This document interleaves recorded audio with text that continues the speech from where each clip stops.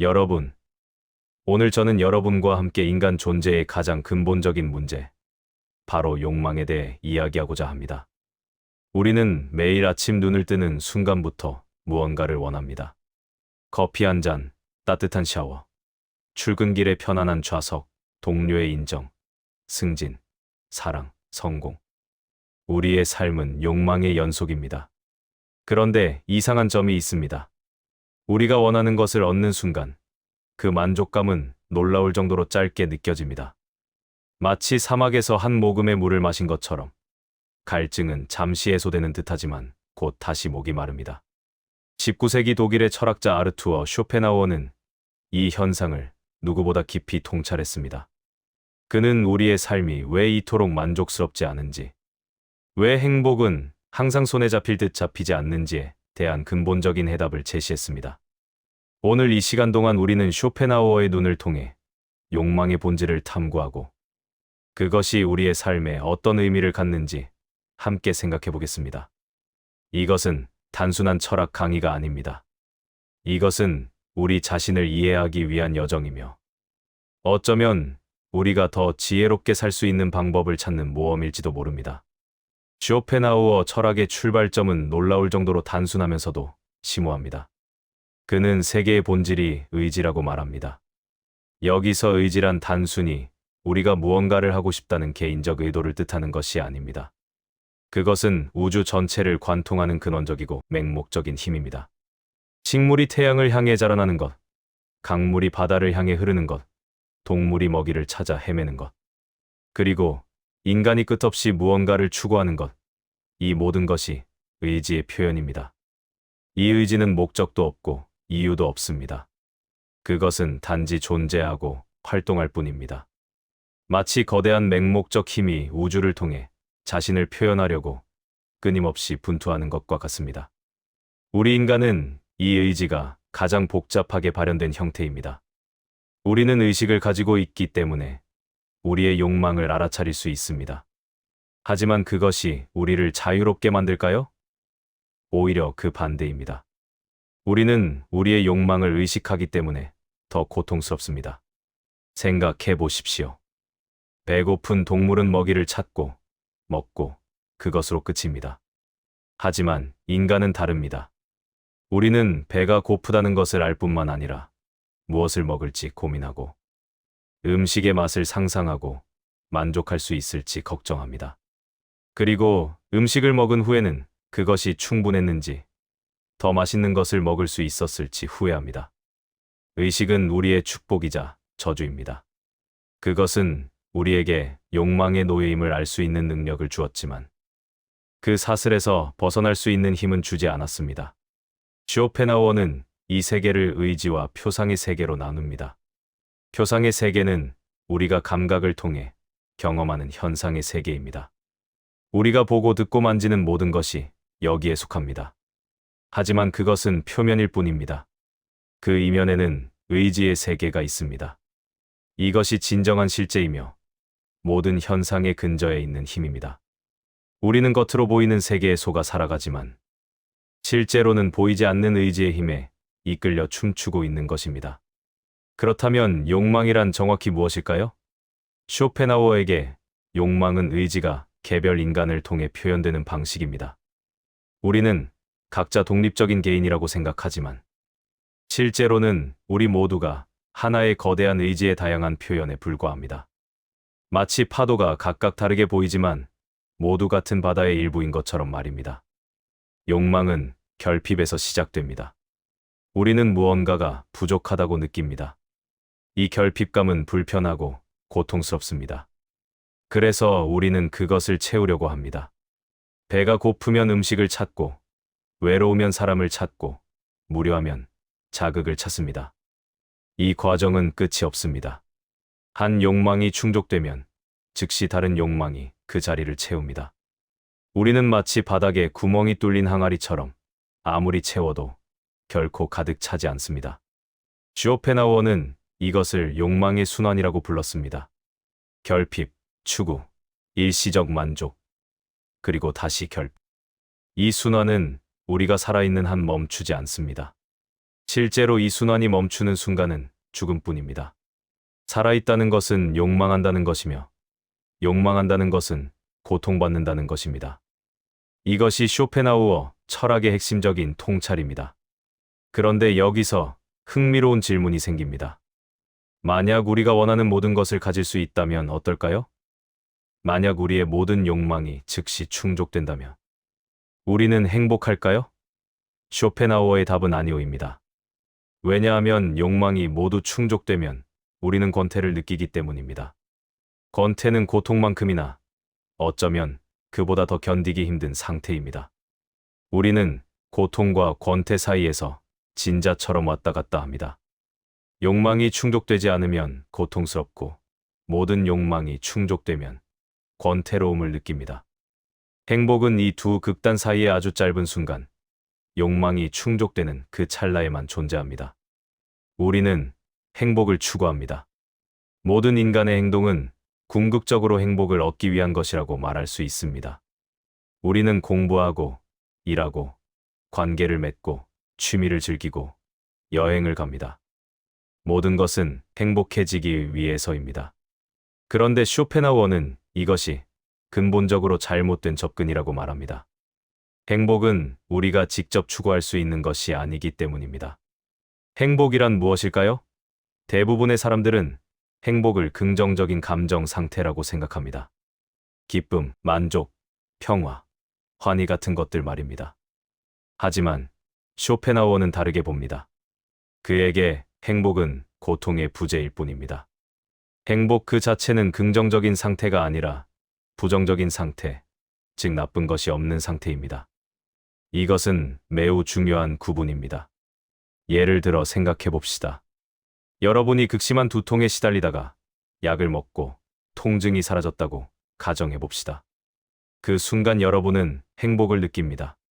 하지만 그것은 통증이 사라졌기 때문입니다. 처음부터 두통이 없었다면 여러분은 그 행복을 느끼지 못했을 것입니다. 우리는 건강할 때 건강의 가치를 모릅니다. 아플 때만 건강의 소중함을 깨닫습니다. 이것이 인간 존재의 비극입니다. 우리는 긍정적인 것을 직접 느끼지 못하고 오직 부정적인 것의 부재를 통해서만 긍정적인 것을 경험합니다. 그렇다면 우리가 행복하다고 느끼는 순간들은 무엇일까요? 그것은 대부분 욕망이 충족되는 순간입니다. 배고플 때 먹는 음식, 목마를 때 마시는 물, 피곤할 때 눕는 침대. 이 모든 것들이 우리에게 기쁨을 줍니다.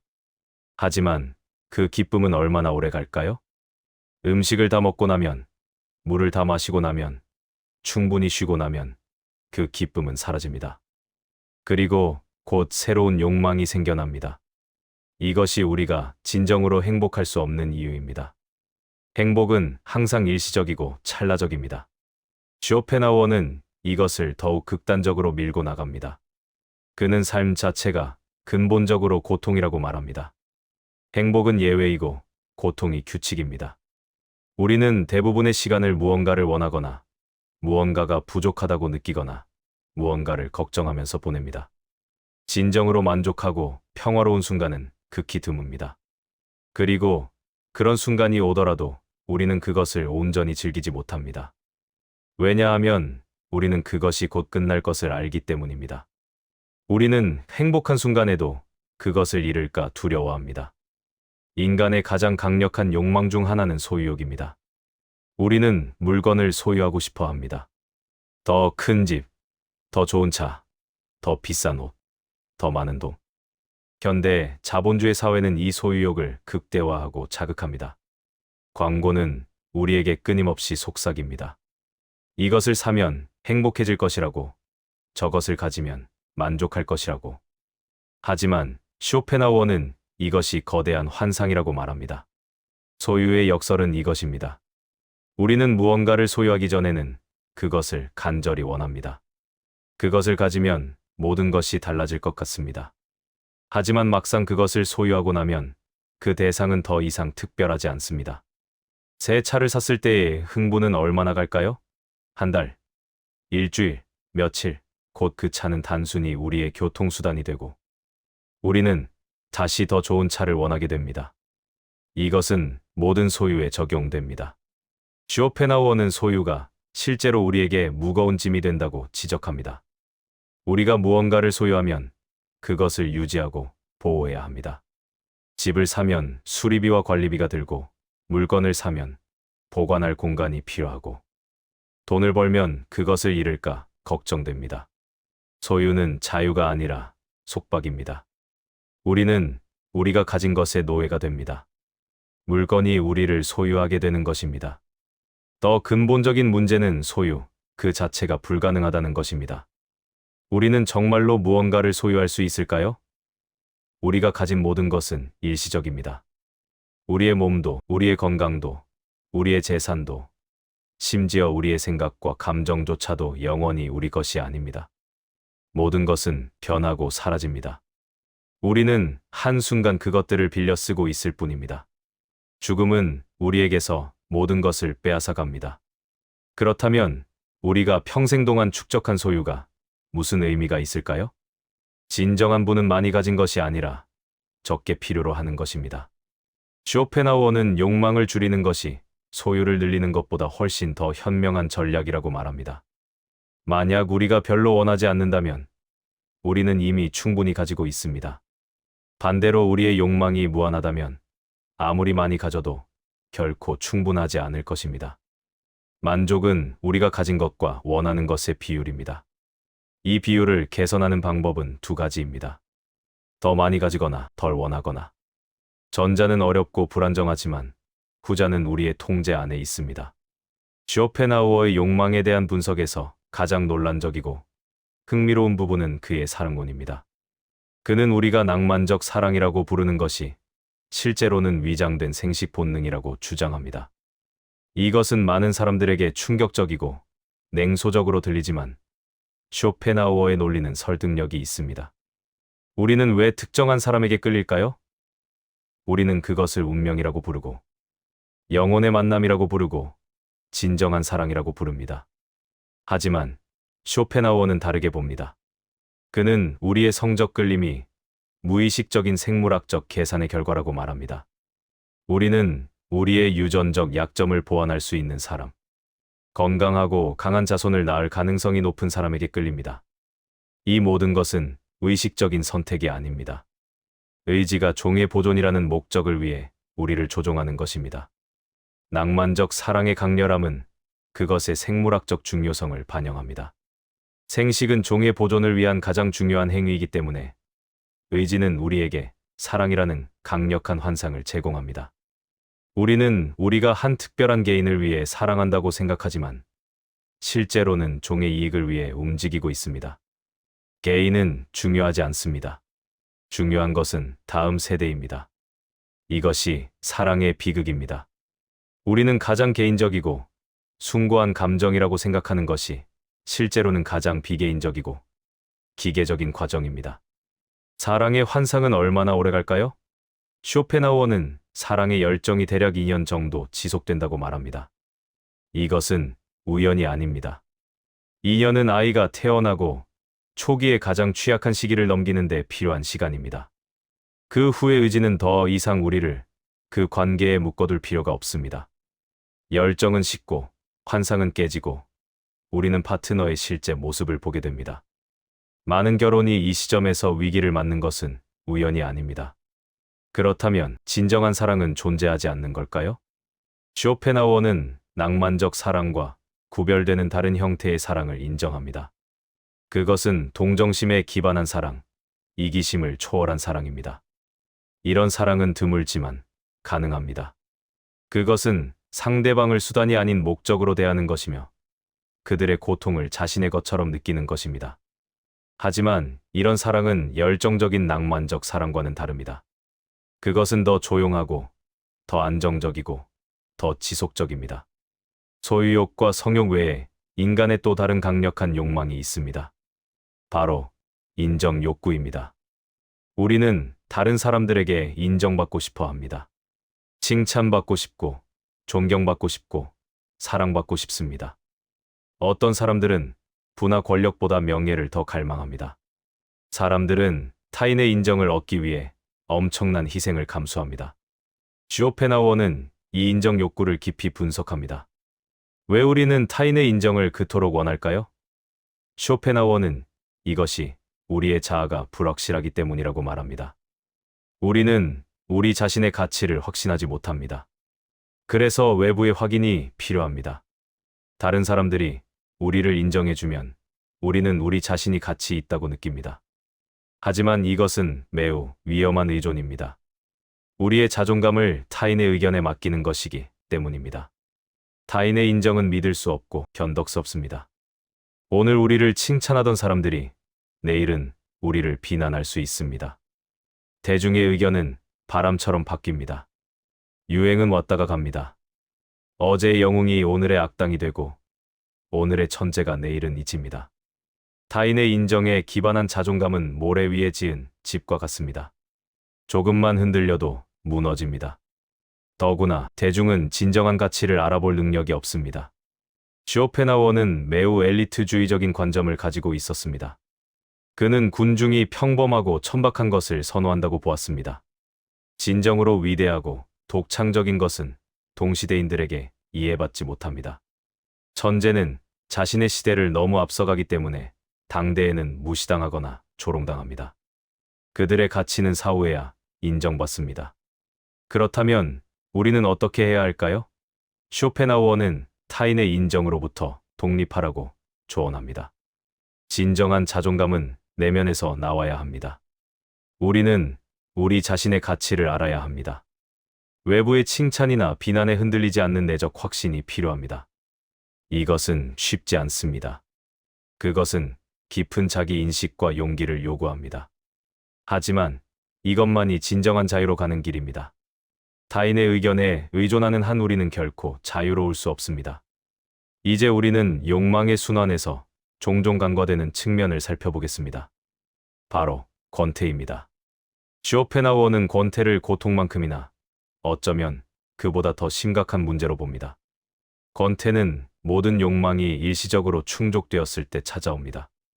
배도 부르고 잘 곳도 있고 안전하고 특별히 원하는 것이 없을 때 우리는 무엇을 느낄까요? 행복? 아닙니다. 권태입니다. 권태는 공허함입니다. 그것은 무의미함의 감각입니다. 우리는 무엇을 해야 할지 모릅니다. 시간은 끔찍할 정도로 천천히 흐릅니다. 모든 것이 지루하고 무의미하게 느껴집니다. 이 상태는 고통스럽습니다. 어떤 면에서는 명확한 고통보다 더 견디기 힘듭니다. 최소한 고통은 뚜렷하고 해결 방법이 있습니다. 하지만 권태는 모호하고 출구가 보이지 않습니다. 인간은 권태를 견디지 못합니다. 그래서 우리는 끊임없이 자극을 찾습니다. 현대 사회는 권태를 피하기 위한 무수한 방법을 제공합니다. 텔레비전, 인터넷, 소셜미디어, 게임, 쇼핑, 여행. 우리는 한시도 가만히 있지 못합니다. 조금이라도 심심하면 즉시 스마트폰을 꺼냅니다. 우리는 침묵과 정적을 두려워합니다. 우리는 자기 자신과 단둘이 있는 것을 견디지 못합니다. 하지만 이 모든 오락과 자극은 일시적입니다. 그것들은 권태를 진정으로 해소하지 못하고 단지 미룰 뿐입니다. 영화를 보고 나면 다시 권태가 찾아옵니다. 여행에서 돌아오면 일상은 더욱 지루하게 느껴집니다. 우리는 권태로부터 도망치지만 그것은 항상 우리를 따라잡습니다. 이것이 현대인의 딜레마입니다. 우리는 물질적으로는 역사상 그 어느 때보다 풍요롭지만 정신적으로는 끊임없이 권태와 공허함에 시달립니다. 쇼펜하우어는 권태가 실제로는 긍정적인 신호일 수 있다고 제안합니다. 권태는 우리에게 외부의 자극이 진정한 만족을 줄 수 없다는 것을 보여줍니다. 그것은 우리가 내면을 들여다보도록 강요합니다. 권태를 견디고 그것을 통과하는 사람은 더 깊은 차원의 존재에 도달할 수 있습니다. 하지만 대부분의 사람들은 이 기회를 놓치고 다시 무의미한 오락으로 도망칩니다. 지금까지 우리는 주로 개인적 차원에서 욕망을 살펴보았습니다. 하지만 욕망은 사회적 차원도 가지고 있습니다. 우리의 많은 욕망은 사회에서 비롯됩니다. 우리는 다른 사람들이 가진 것을 원하고 다른 사람들이 우리를 어떻게 보는지에 따라 우리의 가치를 판단합니다. 쇼펜하우어는 이것을 예리하게 분석합니다. 비교는 불행의 도둑입니다. 우리는 절대적인 기준이 아니라 상대적인 기준으로 우리의 삶을 평가합니다. 우리가 가진 것이 충분한지는 다른 사람들이 가진 것에 달려 있습니다. 만약 우리 이웃이 더 큰 집에 산다면 우리의 집은 갑자기 작아 보입니다. 친구가 승진하면 우리의 직장은 만족스럽지 않게 느껴집니다. 우리는 끊임없이 다른 사람들과 우리 자신을 비교하고 이 비교는 거의 항상 우리를 불행하게 만듭니다. 현대의 소셜 미디어는 이 문제를 극단으로 몰아갑니다. 우리는 수백, 수천 명의 사람들의 삶을 들여다보고 그들과 우리 자신을 비교합니다. 물론 사람들은 소셜 미디어에 자신의 가장 좋은 모습만 올립니다. 우리는 다른 사람들의 하이라이트와 우리 자신의 일상을 비교합니다. 이것은 공정한 비교가 아니지만 우리는 그것을 알면서도 계속 비교하고 질투하고 부러워합니다. 쇼펜하우어가 살았던 19세기에도 이미 이런 현상이 있었습니다. 사회적 지위와 명예에 대한 집착, 유행을 따르려는 욕망, 이웃보다 나아 보이려는 노력. 이 모든 것은 인간 본성의 일부입니다. 하지만 현대 사회는 이것을 전례 없는 수준으로 증폭시켰습니다. 우리는 이제 전 세계 사람들과 우리 자신을 비교할 수 있고, 광고는 우리에게 끊임없이 우리가 부족하다고 속삭입니다. 이 사회적 차원의 욕망에서 벗어나는 것은 매우 어렵습니다. 우리는 사회적 동물이기 때문입니다. 우리는 집단에 속하고 싶고, 인정받고 싶고, 소외되지 않고 싶습니다. 하지만 쇼펜하우어는 진정한 개성은 군중으로부터 독립하는 것이라고 말합니다. 다른 사람들이 무엇을 가지고 있는지, 무엇을 생각하는지에 신경 쓰지 않는 용기가 필요합니다. 이것은 고독을 요구하지만 이 고독만이 진정한 자유를 가능하게 합니다. 욕망은 항상 시간과 관련이 있습니다. 우리는 미래의 무언가를 원합니다. 내일, 다음 주, 내년. 우리는 이것을 얻으면 행복할 거야 라고 생각합니다. 하지만 이것은 끝없는 지연입니다. 행복은 항상 미래에 있고 현재는 단지 미래로 가는 과정일 뿐입니다. 쇼펜하우어는 이것이 얼마나 비극적인 착각인지 보여줍니다. 우리가 실제로 살 수 있는 시간은 오직 현재뿐입니다. 과거는 이미 사라졌고 미래는 아직 오지 않았습니다. 그런데 우리는 대부분의 시간을 과거를 후회하거나 미래를 계획하면서 보냅니다. 우리는 지금 이 순간에 있지 않습니다.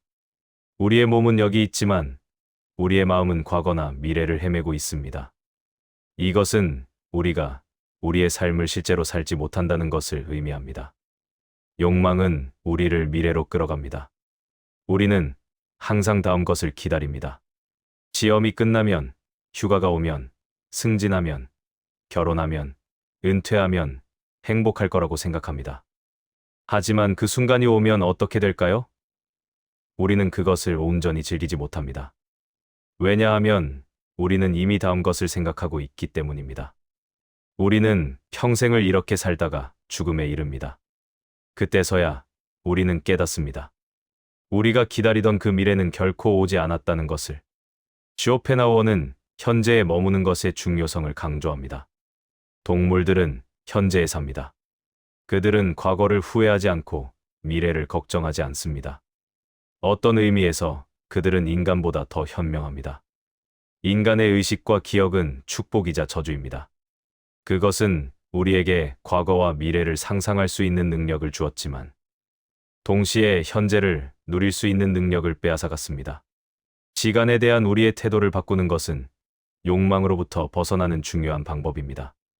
만약 우리가 미래에 대한 기대 없이 현재를 살 수 있다면, 만약 우리가 지금 이 순간을 온전히 경험할 수 있다면, 우리는 욕망의 순환에서 벗어날 수 있습니다.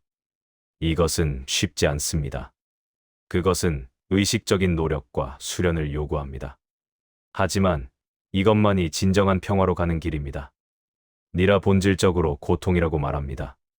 욕망한다는 것은 고통받는다는 것입니다. 이것은 매우 강한 주장입니다. 하지만 그의 논리를 따라가 보겠습니다. 욕망은 결핍에서 생깁니다. 무언가가 없다는 느낌, 무언가가 부족하다는 느낌. 이 결핍감은 불편합니다. 그것은 우리를 불안하게 하고 초조하게 만듭니다. 우리는 이 불편함을 해소하려고 욕망의 대상을 추구합니다. 하지만 추구하는 과정 자체가 고통입니다. 우리는 긴장하고 걱정하고 실패할까 두려워합니다. 목표를 달성하기까지의 모든 순간이 일종의 고통입니다. 그렇다면 목표를 달성했을 때는 어떨까요? 우리는 행복할까요? 잠시 동안은 그렇습니다. 하지만 그 행복은 매우 짧습니다. 곧 새로운 욕망이 생깁니다. 아니면 권태가 찾아옵니다. 그리고 우리는 다시 고통의 순환 속으로 빠져듭니다. 이것이 인간 존재의 조건입니다. 우리는 고통과 권태 사이를 진자처럼 왔다 갔다 할 뿐입니다. 쇼펜하우어는 더 나아갑니다. 그는 삶 자체가 고통이라고 말합니다. 우리는 고통 없이 태어날 수 없습니다. 출산의 고통, 성장의 고통, 배움의 고통. 우리는 끊임없이 무언가와 싸워야 합니다. 질병, 노화, 상실, 실패. 그리고 마지막에는 죽음이 기다립니다. 모든 삶은 고통으로 시작해서 고통으로 끝납니다. 이것은 비관주의로 들립니다. 실제로 쇼펜하우어는 역사상 가장 유명한 철학적 비관주의자입니다. 하지만 그는 이것이 단순한 비관이 아니라 현실에 대한 정직한 인식이라고 주장합니다. 대부분의 사람들은 환상 속에서 살아갑니다. 그들은 행복이 가능하다고, 욕망이 충족될 수 있다고 믿습니다. 하지만 이것은 자기 기만입니다. 진실을 직시하는 것은 고통스럽지만 필요합니다. 오직 진실을 알 때만 우리는 진정으로 자유로워질 수 있기 때문입니다. 이제 우리는 쇼펜하우어 철학의 놀라운 전환점에 도달합니다. 이 모든 고통과 욕망의 세계에서 한 가지 구원의 빛이 있습니다. 그것은 동정심입니다. 쇼펜하우어는 동정심을 진정한 도덕성의 유일한 기초로 봅니다. 이것은 그의 어두운 철학 속에서 발견되는 아름다운 통찰입니다. 동정심이란 무엇일까요? 그것은 타인의 고통을 자신의 것처럼 느끼는 능력입니다. 우리는 보통 우리 자신의 욕망과 고통에만 관심이 있습니다. 우리는 이기적입니다. 하지만 동정심의 순간에 우리는 이 이기심을 초월합니다. 우리는 다른 사람의 관점에서 세계를 봅니다. 우리는 그들의 고통을 느낍니다. 그리고 이것은 우리를 행동하게 만듭니다. 쇼펜하우어에게 동정심은 신비로운 경험입니다. 그것은 우리가 모두 근본적으로 하나라는 형이상학적 진실을 순간적으로 깨닫는 것입니다. 표면적으로 우리는 분리된 개인들로 보입니다. 하지만 깊은 차원에서 우리는 모두 같은 의지의 표현입니다. 동정심은 이 깊은 연결을 느끼게 합니다. 나와 너의 구분이 사라지고 우리는 하나임을 깨닫습니다. 이것은 매우 중요한 통찰입니다. 그것은 쇼펜하우어의 비관주의를 완전히 바꿉니다. 비록 삶이 고통이지만 우리는 그 고통을 함께 나눌 수 있습니다. 비록 욕망이 우리를 고독하게 만들지만 동정심은 우리를 연결합니다. 진정한 도덕성은 규칙이나 의무에서 오는 것이 아니라 이 깊은 연민에서 옵니다. 우리가 타인의 고통을 느낄 때 우리는 자연스럽게 그들을 돕고 싶어 합니다. 이타심은 가능합니다. 비록 드물지만 존재합니다. 어떤 사람들은 자신의 이익을 넘어 행동할 수 있습니다. 그들은 다른 사람들의 행복을 위해 자신을 희생합니다. 이것은 의지의 부정의 시작입니다. 이기적인 욕망에서 벗어나는 것입니다. 동정심을 통해 우리는 개별화의 환상을 넘어서고 모든 존재와의 근본적인 연대를 느낍니다. 이것이 쇼펜하우어가 제시하는 구원의 길 중 하나입니다. 욕망으로부터 일시적으로 벗어나는 또 다른 방법이 있습니다. 그것은 예술입니다. 쇼펜하우어는 예술을 매우 높이 평가했습니다. 그는 예술적 경험이 우리를 의지의 세계에서 해방시킨다고 보았습니다. 예술을 감상하는 순간 우리는 순수한 인식의 주체가 됩니다. 우리는 더 이상 욕망하는 개인이 아닙니다. 이것이 어떻게 작동하는지 생각해 봅시다. 우리가 아름다운 그림을 볼 때, 아름다운 음악을 들을 때, 훌륭한 시를 읽을 때 무슨 일이 일어날까요? 우리는 그것에 완전히 몰입됩니다. 우리의 일상적인 관심사, 우리의 욕망, 우리의 걱정이 모두 사라집니다. 시간이 멈춘 것 같습니다. 우리는 순수하게 경험합니다. 이것은 마법 같은 순간입니다. 이 순간에 우리는 사물을 있는 그대로 봅니다. 우리의 개인적 이익이나 욕망의 관점이 아니라 객관적이고 보편적인 관점에서 봅니다. 우리는 사물의 본질, 쇼펜하우어가 이데아라고 부르는 것을 직관합니다. 이것은 플라톤의 이데아 개념과 유사합니다. 개별적이고 일시적인 것을 넘어선 영원한 형상을 보는 것입니다. 음악은 모든 예술 중에서 가장 특별합니다. 다른 예술들은 현상 세계를 모방하지만 음악은 의지 자체를 직접 표현합니다. 음악은 개념이나 이미지 없이 직접 감정과 정서를 전달합니다. 우리가 음악을 들을 때 우리는 존재의 가장 깊은 본질과 교감합니다. 이것이 음악이 우리에게 그토록 강력한 영향을 미치는 이유입니다. 예술적 경험은 일시적입니다. 콘서트가 끝나면, 전시회를 떠나면 우리는 다시 일상으로 돌아옵니다. 우리의 욕망이 다시 찾아옵니다. 하지만 그 짧은 순간은 우리에게 다른 가능성을 보여줍니다.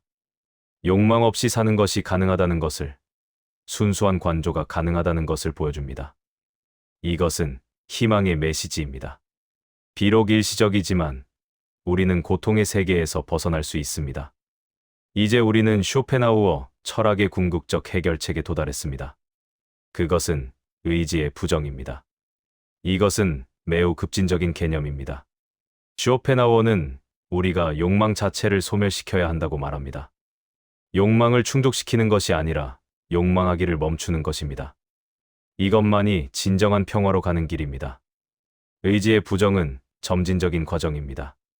그것은 첫째로 우리의 욕망을 인식하는 것에서 시작됩니다. 우리는 우리가 무엇을 원하는지, 왜 원하는지 깊이 이해해야 합니다. 우리는 욕망이 고통의 원인임을 깨달아야 합니다. 이것은 지적인 이해만으로는 충분하지 않습니다. 그것은 깊은 체험적 깨달음이어야 합니다. 둘째로 우리는 점진적으로 우리의 욕망을 줄여나가야 합니다. 필요하지 않은 것들을 포기하고 단순하게 살고 적게 소유하고 적게 원합니다. 이것은 금욕적 삶입니다. 하지만 쇼펜하우어의 금욕주의는 자기 처벌이 아닙니다. 그것은 자유로 가는 길입니다. 우리가 적게 원할수록 우리는 더 자유롭습니다. 욕망의 사슬에서 벗어나는 것입니다. 셋째로 우리는 동정심을 배양해야 합니다. 자기중심성을 넘어서고 다른 존재들과의 연대를 느끼고 그들의 고통을 우리의 것으로 받아들입니다. 이것은 개별화의 원리를 초월하는 것입니다. 나와 너의 구분이 사라지고 우리는 하나의 큰 존재의 일부임을 깨닫습니다. 이 모든 것의 정점은 의지의 완전한 부정입니다. 이것은 매우 드문 경지이며 성자나 금욕주의자만이 도달할 수 있습니다.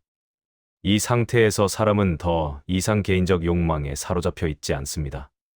그들은 세속적 집착에서 완전히 자유롭습니다.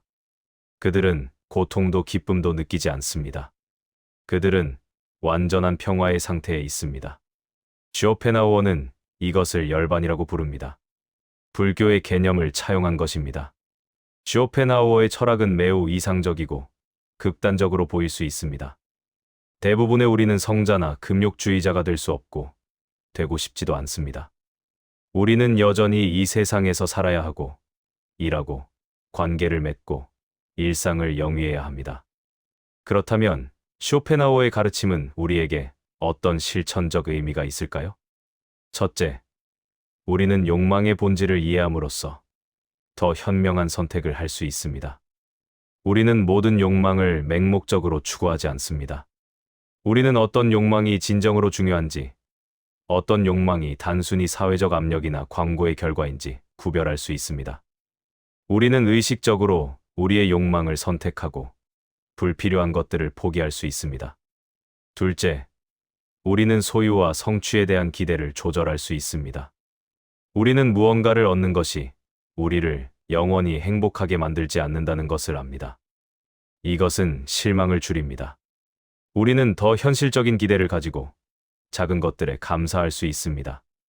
우리는 끊임없이 더 많은 것을 추구하는 대신 현재 가진 것에 만족할 수 있습니다. 셋째, 우리는 관계에서 더 정직하고 동정심 있게 행동할 수 있습니다. 우리는 사랑의 환상을 넘어서고 다른 사람들을 수단이 아닌 목적으로 대할 수 있습니다. 우리는 타인의 고통에 더 민감해지고 그들을 돕고자 하는 진정한 의지를 가질 수 있습니다. 이것은 우리의 관계를 더 깊고 의미 있게 만듭니다. 넷째, 우리는 예술과 아름다움을 더 소중히 여길 수 있습니다. 우리는 예술이 단순한 오락이 아니라 일시적이지만 진정한 해방의 순간을 제공한다는 것을 압니다. 우리는 음악, 문학, 미술에 더 많은 시간을 할애하고 그것들을 더 깊이 감상할 수 있습니다. 이것은 우리의 삶을 풍요롭게 합니다. 마지막으로 우리는 고통을 다르게 대할 수 있습니다. 우리는 고통이 삶의 비정상적인 예외가 아니라 본질적인 부분이라는 것을 받아들입니다. 이것은 우리를 더 회복력 있게 만듭니다. 우리는 고통에 압도되지 않고 그것을 통과할 수 있습니다. 우리는 또한 타인의 고통에 더 동정적이 됩니다. 우리 모두가 같은 조건에 있다는 것을 이해하기 때문입니다. 우리는 1시간 동안 쇼펜하우어와 함께 욕망의 본질을 탐구했습니다. 이것은 쉬운 여정이 아니었습니다. 우리는 불편한 진실들과 마주했습니다. 우리의 욕망이 충족될 수 없다는 것, 행복이 환상이라는 것, 삶이 본질적으로 고통이라는 것. 이런 생각들은 우울하고 절망적으로 들릴 수 있습니다. 하지만 쇼펜하우어의 메시지는 절망이 아닙니다. 그것은 해방입니다. 진실을 아는 것, 아무리 고통스러운 진실이라도 환상 속에서 사는 것보다 낫습니다. 우리가 욕망의 본질을 이해할 때 우리는 그것의 노예가 되지 않을 수 있습니다. 우리는 더 현명하게, 더 자유롭게, 더 동정심 있게 살 수 있습니다. 쇼펜하우어는 우리에게 3가지 길을 제시했습니다. 예술을 통한 일시적 해방, 동정심을 통한 도덕적 삶, 그리고 금욕을 통한 의지의 부정. 이 중 어떤 길을 선택할지는 우리 각자의 몫입니다. 어쩌면 우리는 이 3가지를 모두 조금씩 실천할 수 있을 것입니다. 우리는 아름다움을 감상하고 타인을 돕고 불필요한 욕망을 줄일 수 있습니다. 중요한 것은 의식적으로 사는 것입니다. 맹목적으로 욕망을 추구하는 대신 우리는 멈추고 생각하고 선택할 수 있습니다. 우리는 우리 자신과 우리의 욕망을 이해하려고 노력할 수 있습니다. 우리는 외부의 자극과 사회적 압력에 끌려다니는 대신 내면의 목소리를 들을 수 있습니다. 이것이 지혜의 시작입니다. 쇼펜하우어를 읽는 것은 쉽지 않습니다. 그의 철학은 우리에게 편안한 답을 주지 않습니다. 그것은 우리를 도전하고 우리의 환상을 깨고 우리를 불편하게 만듭니다. 하지만 바로 이것이 진정한 철학의 역할입니다. 철학은 우리를 편안하게 해주는 것이 아니라 우리를 깨우는 것입니다. 그것은 우리가 더 깊이 생각하고 더 명확하게 보고 더 진실하게 살도록 돕습니다. 오늘 이 시간이 여러분에게 그런 깨달음의 시작이 되기를 바랍니다. 여러분이 일상으로 돌아갈 때 여러분의 욕망을 다시 보게 되기를 바랍니다. 여러분이 무엇을 원하는지, 왜 원하는지, 그것이 진정으로 중요한지 물어보기를 바랍니다. 여러분이 타인의 고통에 더 민감해지고 아름다움을 더 깊이 감상하고 현재 순간을 더 온전히 살기를 바랍니다. 쇼펜하우어는 완벽한 철학자가 아니었습니다. 그의 개인적 삶은 그의 철학만큼 고상하지 않았고 그의 일부 견해는 편협하고 시대에 뒤떨어졌습니다. 하지만 욕망과 고통에 대한 그의 통찰은 여전히 깊은 진실을 담고 있습니다. 그것들은 오늘날에도 우리에게 말을 걸고 우리에게 도전하고 우리를 변화시킬 수 있습니다. 여러분 각자가 자신만의 방식으로 이 지혜를 삶에 통합하기를 바랍니다. 여러분이 더 자유롭고 더 평화롭고 더 동정심 있는 삶을 살기를 바랍니다. 그리고 여러분이 다른 사람들과 이 지혜를 나누기를 바랍니다. 왜냐하면 우리 모두가 같은 배를 타고 있기 때문입니다. 우리 모두가 욕망하고 고통받고 의미를 찾고 있기 때문입니다. 우리는 혼자가 아닙니다. 이것을 기억하십시오. 감사합니다.